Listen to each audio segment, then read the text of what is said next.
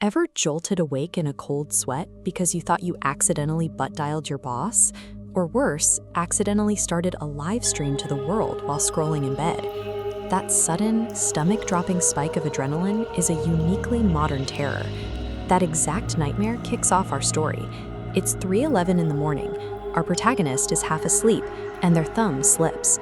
They instantly panic and scramble to kill the broadcast, but the app denies the input.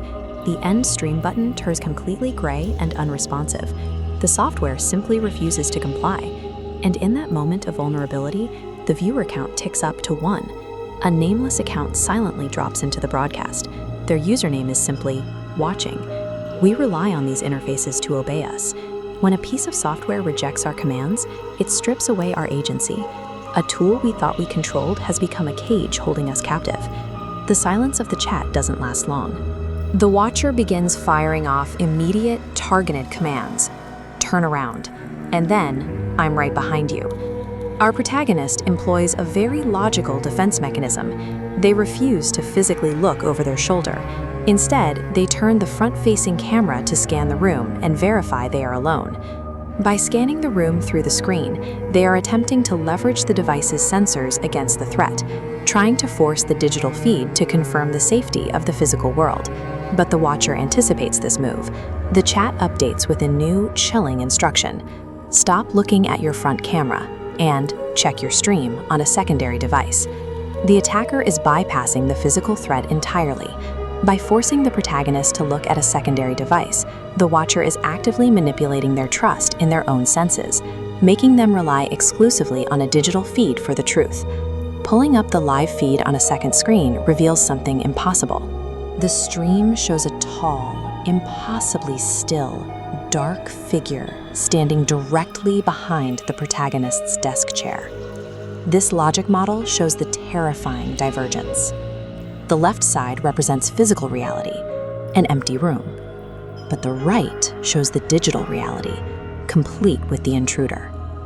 Panic escalates as clones of the watching account flood the chat, typing over and over, "It sees you." The screen is no longer acting as a mirror. The camera has severed its connection to physical reality, turning into a window that reveals a parallel, hostile dimension overlapping the real world. When our digital reflection contradicts the physical environment we are standing in, our reliance on empirical truth completely shatters.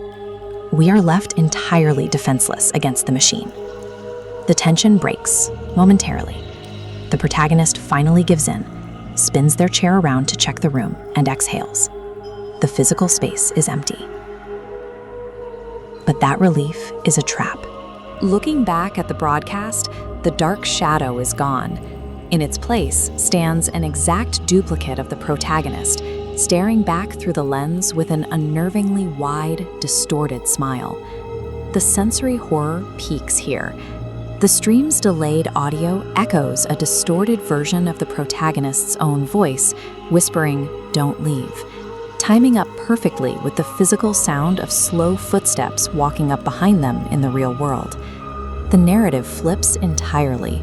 The digital entity has successfully bridged the gap into physical reality, and in the process, trapped the original protagonist's perspective firmly inside the broadcast. This is a complete usurpation of identity.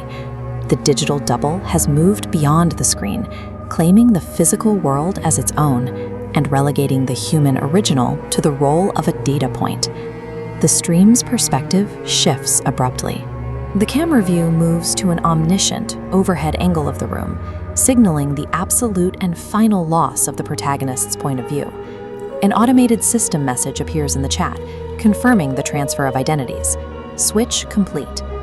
The broadcast stays online for another 48 hours. The camera stares at an empty chair, until occasionally the trapped protagonist wanders into the frame, sits down, and reads the comments. The original human has been fully absorbed into the architecture of the app. They are now doomed to perpetuate the cycle, operating under the same username that caught them, watching. The system operates as a self-sustaining cycle. It erases the user and immediately installs them as the bait for whoever scrolls by next. This story reflects a specific anxiety about our digital reach. We maintain online personas, profiles, and accounts that stay awake and accessible 24/7, even while we are physically asleep or offline. These are digital vessels, hollow shells of data that continue to represent us in the digital dark. As our lives move increasingly online, these unattended silhouettes become prime targets for automated takeover. In an interconnected, automated world, leaving these doors propped open creates a massive vulnerability. We assume our data sits idle, but the networks hosting it never actually power down.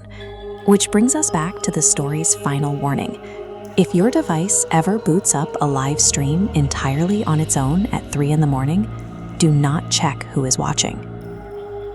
By obsessively documenting and uploading our lives, we are building the very infrastructure that renders our physical presence redundant. We aren't just being watched by ghosts. We are building the cages they will use to replace us.